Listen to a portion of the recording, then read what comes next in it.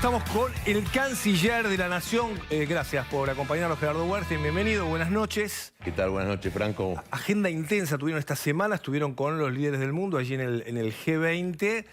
¿Con qué resultado, dirías, fue los encuentros de Milei y de ustedes, de todo el equipo de gobierno, con Lula y con otros mandatarios, ¿no? Yo creo que empezamos en Palm Beach, en Mar-a-Lago, donde creo que hubo encuentros de muy alto nivel y que pudimos conocer, además de las conversaciones que se dieron en el marco de esa reunión, digamos en una parte, pero dentro del marco de la reunión con Trump, pudimos aprovechar y conversar con algunos de los funcionarios designados y de alguna manera empezar a establecer los contactos, porque falta muy poco para que cambie el gobierno. ¿Qué significa el elogio de Trump a Milei, público, como fue ahí en Mar-a-Lago? ¿Qué significa para la Argentina, no solo para Milei, ¿no? Mira, te cuento, cuando entramos a Mar-a-Lago era una reunión donde habría unas 800 personas, estaba dividido en varios salones. Cuando entró Milei, la gente se paró, empezó a gritar Milei, Milei, la gente quería sacarse fotos, lo aplaudían, y fue bastante, digamos, lento el transitar hasta llegar al lugar donde teníamos que sentarnos. Obviamente después fue invitado a hablar y todos vieron lo que él dijo, y después el presidente Trump subió y verdaderamente ponderó mucho todas las acciones que estaba tomando Milei y cómo había llegado rápidamente a esta situación de equilibrio fiscal con una línea de desregular, simplificar y bajar todos los costos del Estado para volver a tener un país viable, ¿no? Hay que pensar que venimos de un déficit fiscal y cuasi fiscal de 15 puntos y 2 puntos en la cuenta corriente, y con lo cual tener el superávit que tenemos hoy, se anunció ayer el ministro Caputo cuál fue el superávit de octubre. Yo creo que es es un cambio muy importante y que en todo el mundo se está viendo. Algunos de los diarios internacionales hablan del milagro. Sí. En realidad no es un milagro, sino que es gestión. Es gestión, convicción, hacer las cosas bien y realmente entrar en un plan que signifique un ahorro importante, que es la única manera de tener libertad. No se puede ser libre con desequilibrio fiscal. Sin duda lo más importante es lo que hacemos nosotros, eso sin duda, pero ¿qué implica tener a partir del 20 de enero con Trump presidente? Algunos hacen cuentas, por ejemplo, si el fondo entonces te va a ayudar más. Yo creo que básicamente implica tener un presidente que comparte la visión de los principios de la libertad. Podemos ver claramente que Elon Musk va a tener entre sus obligaciones desregular la economía, simplificarla y ayudar y contribuir a reducir el gasto. Y yo creo que esto es un tema muy importante porque comenzar a hacerlo viendo lo que ya hizo otro país, creo que Milei es un poco la línea que están mirando muchos países, porque cuando los países entran en déficit fiscal, Estados Unidos no es una excepción, Estados Unidos tiene alrededor de 3,5% del PBI en déficit fiscal, y cuando se llega al 4 es una luz amarilla. Entonces creo que muchos de los países que están en esa situación empezaron a mirar con atención qué es lo que pasó en Argentina y básicamente darse cuenta que se puede. ¿Cuántos años nos pasamos discutiendo si se podía bajar 1 punto, 2 puntos el déficit del Tesoro, y de repente nos encontramos que se pudieron bajar los 5 puntos muy rápidamente y poder lidiar con todo el déficit cuasi fiscal producto de las originalmente LELIQ del Banco Central? Antes de ser canciller, usted era el embajador argentino allí en Estados Unidos. Con la llegada de Trump, algunos dicen que va a nombrar un secretario del Tesoro, algunos dicen que bastante proteccionista o que quiere poner aranceles a las importaciones, sobre todo de China, ¿no? Nosotros ahí en el mapa por ahí somos más chiquitos para el negocio de Estados Unidos. Pero la pregunta concreta es, ¿este Trump que llega es un Trump muy proteccionista, que va a cuidar sus industrias? ¿Y cómo me impacta eso en la Argentina, que tiene la idea, como dijo Milei públicamente, de hacer un acuerdo de libre comercio con Estados Unidos? Bueno, yo creo que lo que el presidente Trump está buscando es equilibrar un poco la balanza. Y digamos, ¿cómo lo va a hacer?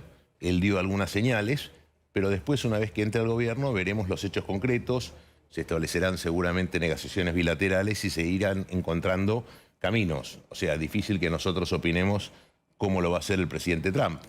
En cuanto al secretario del Tesoro, que decía ya está designado, Scott Bessent, digamos, es un empresario importante, conocido, que algunos de nuestra administración lo conocen bien, pero creo que es un poco más sencillo cuando hay empatía en el rumbo y cuando hay empatía en la visión. Y entre Argentina y la administración del presidente Trump, lo que hemos podido apreciar en nuestro viaje y con la gente que hemos conversado, es que existe empatía en la visión. Y entonces cuando Trump habló, para responderte tu pregunta del principio, él lo que hizo es manifestar todo el gran trabajo que veía que estaba haciendo Milei y también mostrar que ese era el camino. ¿Puede profundizar esta idea de los acuerdos de libre comercio? ¿Vamos hacia algo así, parecido? ¿Y qué pasa con el Mercosur en función de esto? Bueno, buena pregunta. Yo creo que como siempre decimos, nosotros tenemos que ejecutar la política exterior que fija el gobierno y el presidente. El presidente ha dicho que tenemos que trabajar en la búsqueda de algún camino que puede tener que ver con los acuerdos de libre comercio. Ustedes saben que en Estados Unidos hoy hay una ley bipartisana y que se llama America's Act, y que lo que dice básicamente y muy resumidamente es que los países van a poder sumarse al Tratado de Libre Comercio que tiene Canadá y México si cumplen con ciertos objetivos. Esta ley no está acordada, pero es una posibilidad. Esto, para los países que quieran entrar en un libre comercio con Estados Unidos, facilita mucho el camino porque no van a tener que pasar por el Congreso americano. En la Argentina, si nosotros cualquier acuerdo de libre comercio, como saben, tiene que pasar por el Congreso, porque ese es el camino, y nosotros formamos parte de un bloque, el Mercosur, y ese bloque nos genera ventajas y desventajas, oportunidades y amenazas. Tal cual. Entonces lo que estamos haciendo es analizarlo muy a fondo, poder entender cuáles son las ventajas y si se pueden potenciar y cuáles son las desventajas, y nos tendremos que sentar con los 4 miembros para analizar, porque verdaderamente los países lo que necesitamos es abrirnos al mundo.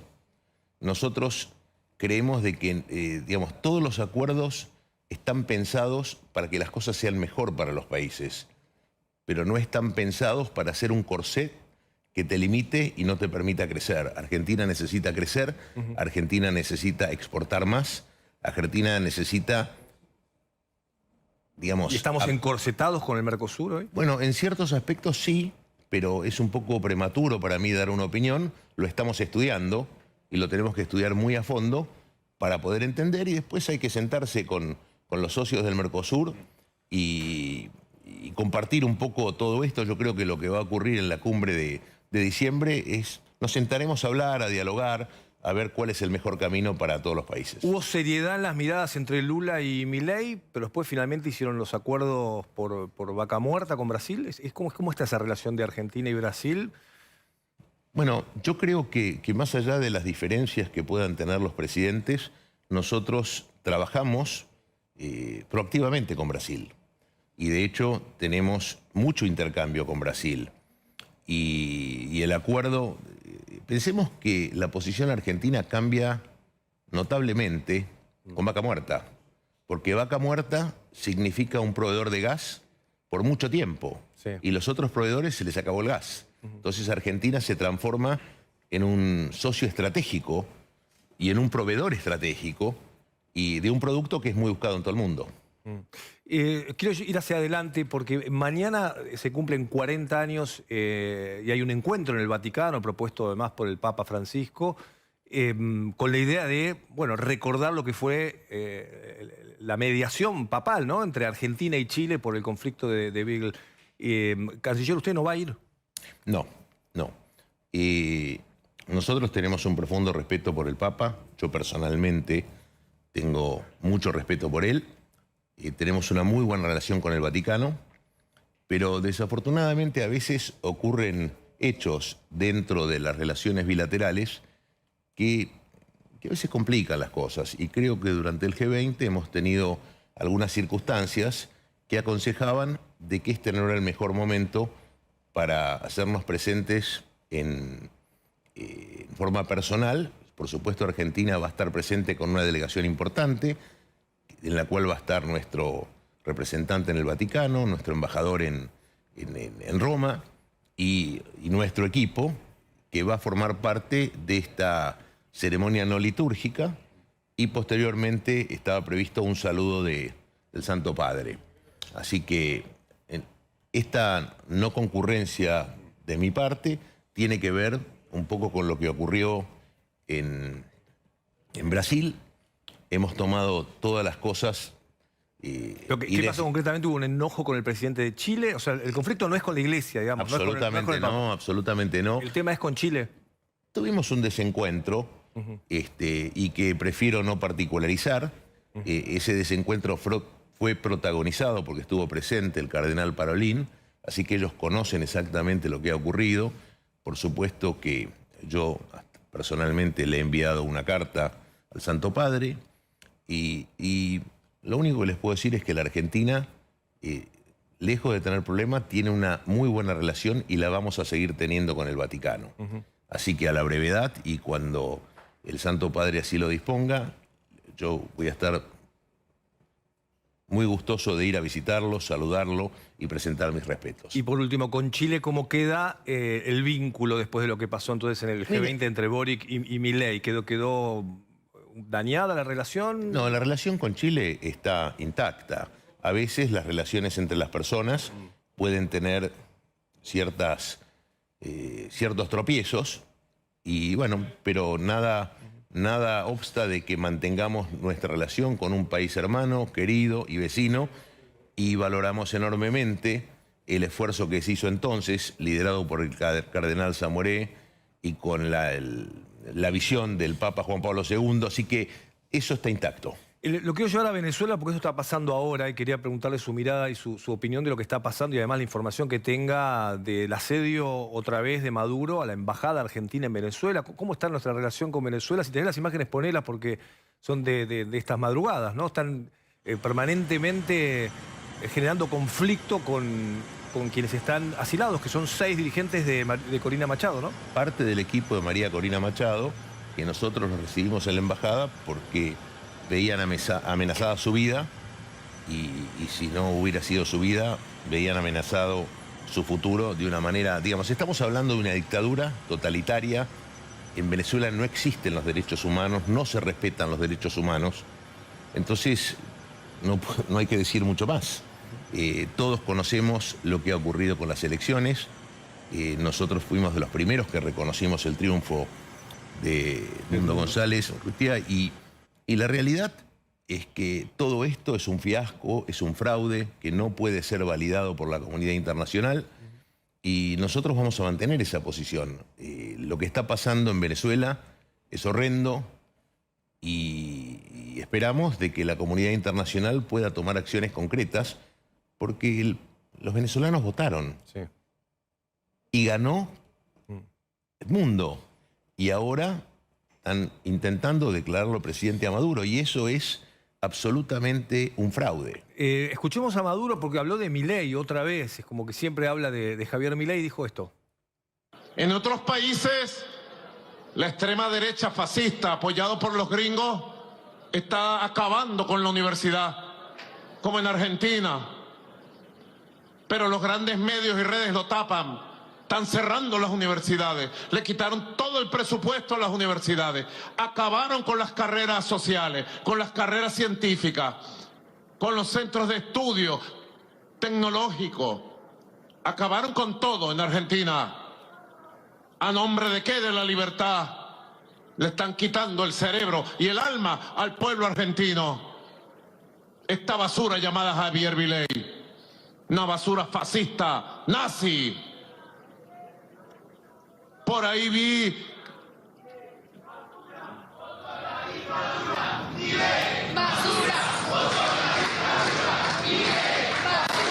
Bueno, ahí está con violencia y con mentiras, ¿no? Diciendo que habían cerrado las universidades en la Argentina, les dice Maduro. Es trágico o tragicómico escucharlo a Maduro hablando de libertad cuando se llevan a los hijos de las personas utilizando el sistema cubano. Los llevan a cárceles, los torturan, los violan, menores de edad. Este señor debería callarse la boca e irse a su casa y respetar la voluntad democrática de los venezolanos. Pero bueno, no le puedo ni prestar atención. Es un dictador totalitario totalmente sin escrúpulos. ¿Y canciller, se puede hacer algo más a nivel regional o a nivel global con este tipo de dictaduras como la de Maduro? Porque da la sensación de que... ¿no? Desde el 2 de agosto que estamos trabajando en esto y desafortunadamente, vamos a tomar un ejemplo. Los organismos internacionales, Naciones Unidas, debería haber tenido un rol protagónico porque de alguna manera fue fundada para evitar guerras, para preservar la democracia. Pero bueno, hoy por hoy las Naciones Unidas es un organismo militante, inclinado políticamente, y en vez de ocuparse de estas cosas, se ocupa de militar algunas causas. Yo creo que nosotros vamos a seguir trabajando, estamos trabajando y hemos tenido muchos intercambios con Estados Unidos. Estados Unidos, digamos, ha tomado algunas acciones hasta el momento declarativas, al igual que nosotros, porque claro, para las democracias es difícil combatir a las dictaduras porque tenemos otros valores y otros principios. Entonces nosotros no tomamos decisiones como pueden tomar las dictaduras que deciden echar a los diplomáticos como hicieron con los argentinos, deciden amedrentar a los asilados sin respetar sus derechos. En fin, todas las cosas que nosotros no hacemos. Ya que mencionó el tema de Naciones Unidas, ¿cómo está? Cada tanto hay críticas, recién usted lo acaba de criticar también, y Diana Mondino terminó dejando su puesto, ¿no? El presidente la echó directamente por una votación puntual justamente en ese organismo. ¿Cómo vincula las dos cosas, ¿no? Es decir, el enojo con Naciones Unidas y a la vez el voto que hizo la ex canciller, aparentemente en desacuerdo con la línea del presidente, ¿no? Sí, bueno, en primera instancia no es enojo, sino que representamos lo que piensan también el Congreso americano. No hay que olvidarse que 100 legisladores bipartisanos de los Estados Unidos le mandaron una nota al secretario general de las Naciones Unidas en la cual le dijeron si continuaba con resoluciones políticamente inclinadas, en este caso en contra de Israel, iban a proponerle al gobierno que suspenda el fondeo, que es el 30% de las Naciones Unidas. Respecto, bueno, Diana es una persona que en el caso de la votación de Cuba no supo interpretar adecuadamente la política exterior fijada por el presidente y, bueno, se equivocó en el voto. Nadie es infalible y nosotros tampoco. De hecho, nosotros cometemos errores, hemos tenido cientos de votaciones en todos estos días y creo que en alguna oportunidad nos hemos equivocado y las cosas que nos hayamos equivocado las vamos a corregir en la próxima asamblea que va a ocurrir en un par de semanas. ¿Puede haber rectificación de votos? Por supuesto, si uno se equivoca hay que reconocerlo. Pero, por ejemplo, ¿puede haber una rectificación respecto a Cuba? Bueno, ¿O eso legalmente no se puede hacer? Eso no se puede hacer. Una vez que votás... Lo que se puede rectificar es, durante todas estas semanas hemos votado en las distintas comisiones. Y después viene la asamblea, que va a ocurrir el 12 de diciembre. Entonces, si hay algo que uno cree que se equivocó en una de las votaciones de las comisiones, siempre se está a tiempo de rectificarlo en la asamblea. Hubo una votación sobre el tema indígena y ¿no? derechos de las mujeres, y donde también Argentina votó en soledad en contra. ¿Eso lo piensan rectificar o tiene alguna explicación? Bueno, por supuesto que hay una explicación, pero no hay explicación para... Nadie puede pensar que nosotros vamos a votar en contra o a favor de la violencia de las mujeres o de las niñas, muy por el contrario. Lo que pasa es que cuando uno mira una resolución de Naciones Unidas, tiene un título, y esto es lo que, bueno, pues la gente no tiene por qué leerlo. Todo el resto de la resolución es una militancia política de un montón de agendas que no se corresponden con la línea que tenemos en la Argentina. Pero más allá de eso, yo creo que hay que reafirmar nuestra posición en contra de la violencia de las mujeres, las niñas y de cualquier persona, hombres y niños y todos. Y de hecho mañana se hace una declaración en un día donde se va a hablar de la mujer en Naciones Unidas y nuestros funcionarios tienen preparada una declaración en la cual creo que va a quedar muy clara esa posición de Argentina. Como digo, somos seres humanos que ponemos lo mejor, todo nuestro equipo, y a veces uno puede cometer un error y los errores hay que rectificarlos. ¿Pero esa votación la van a rectificar o queda como está? La votación de las niñas, vamos a aclarar que estamos absolutamente en contra de cualquier tipo de... Esto fue todo lo que tiene que ver con la violencia digital. Entonces yo creo que hay que particularizar que nosotros estamos en contra de cualquier violencia digital que pueda afectar no solo a las mujeres, a las niñas, sino a cualquier persona. Entonces eso creo que vale la pena aclararlo cuando sea el momento en las Naciones Unidas. Lo llevo a otro tema, lo llevo al tema Israel, porque ahí Argentina está con una posición firme defendiendo no solamente a Israel, sino también incluso al primer ministro Benjamín Netanyahu. La idea de Argentina en ese sentido es, digamos, no cumplir en todo caso un fallo de la Corte Penal Internacional que pide la detención del primer ministro. Bueno, al respecto hemos hecho una declaración que es pública y yo creo que las cosas que vamos viendo y que a veces a uno lo indignan, ¿no? Porque de repente uno mira una declaración, y tomemos de vuelta a Naciones Unidas, que tiene que ver con el conflicto de Medio Oriente, y en esas declaraciones parece que octubre 7 no hubiera existido. Y octubre 7 fue la matanza más importante de judíos en el mundo después del Holocausto. Entonces, nosotros lo que creemos es que Israel tiene el derecho legítimo de defenderse, es un país que está atacado por varios países, Hamas, Hezbollah, los Houthis, Irán y algunos de sus proxies, y es un país pequeño que se tiene que defender de todos ellos. Así que nosotros, y en la definición estratégica que fijó el presidente, que nuestros aliados son Estados Unidos e Israel, nos comportamos con Israel como un aliado.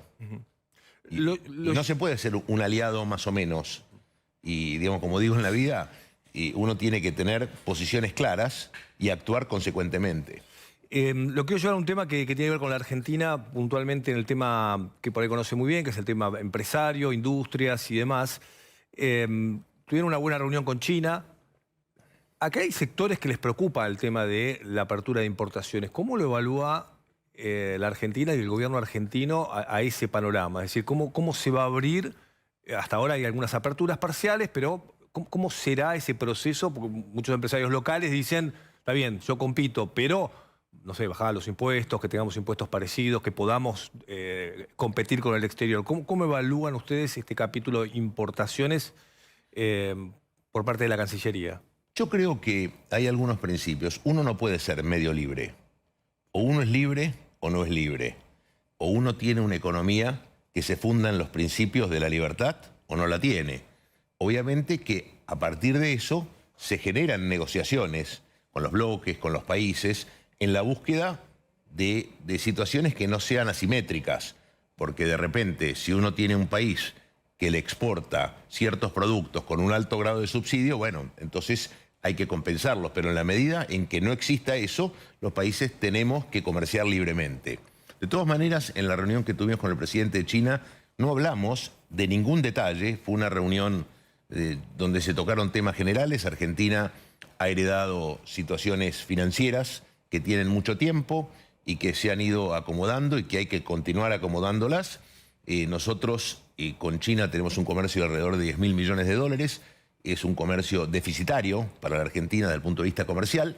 Entonces, lo que uno... Ellos nos venden más de lo que le vendemos nosotros. Entonces, lo que nosotros tenemos que hacer...